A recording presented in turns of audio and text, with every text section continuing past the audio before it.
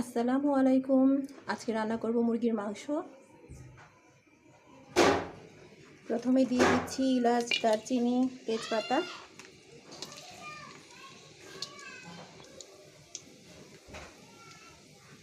এখন দিয়ে দেবো পেঁয়াজ আর একটু রসুন।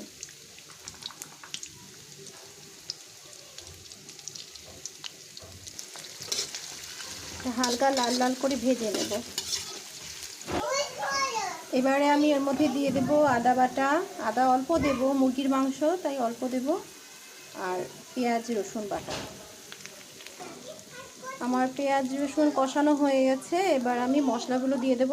সব মশলা একটু বেশি করে দেব, যেহেতু এটা লেয়ার মুরগি, মশলাটা একটু বেশিই দিতে হবে।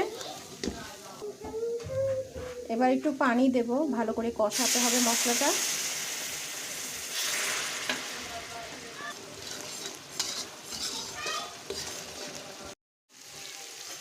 মশলা কষানো হয়ে গেছে, এবারে মাংসগুলো দিয়ে দেব।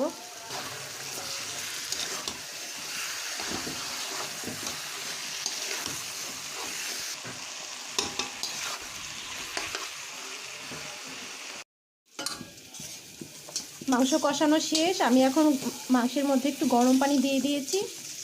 40 মিনিট এটাকে সিদ্ধ করার জন্য আমি ঢেকে দেব। এবার এর মধ্যে দিয়ে দেব এলাচ, দারচিনি বাটা।